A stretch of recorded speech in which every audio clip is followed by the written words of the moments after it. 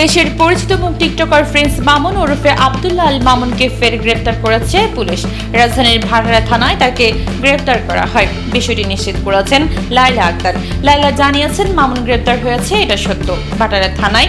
তবে কোন মামলায় তাকে গ্রেপ্তার করা হয়েছে আমি নিশ্চিত নই। তার বিরুদ্ধে অনেক মামলা চলছে। এর আগে গত বছর জুন মাসে রাজধানীর ক্যান্টনমেন্ট থানায় লায়লা আক্তার ফারহাদের দায়ের করা ধর্ষণের মামলায় তাকে গ্রেফতার করা হয়। তারপর প্রিন্স মামুনের বিরুদ্ধে লায়লা আক্তারের মামলা খারিজ করে দিয়েছিলেন ট্রাইব্যুনাল।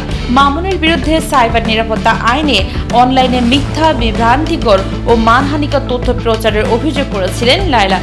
গত 13 জুলাই ঢাকা সাইবার ট্রাইব্যুনালের বিচারক নূরে আলমের আদালতে এ আদেশ ঘোষণা করা হয়। সংবাদ মাধ্যমে এ তথ্য নিশ্চিত করেন সংশ্লিষ্ট ট্রাইব্যুনালের বেঞ্চ সহকারী জুয়েল মিয়া। তিনি বলেন, সাইবার নিরাপত্তা আইন বাতিল করে সাইবার সুরক্ষা অধ্যাদেশ জারি করা হয়েছে। নতুন এই অধ্যাদেশে এই মামলার অভিযোগ সংক্রান্ত ধারা না থাকায় আদালত মামলার আবেদন খারিজ করে দেন।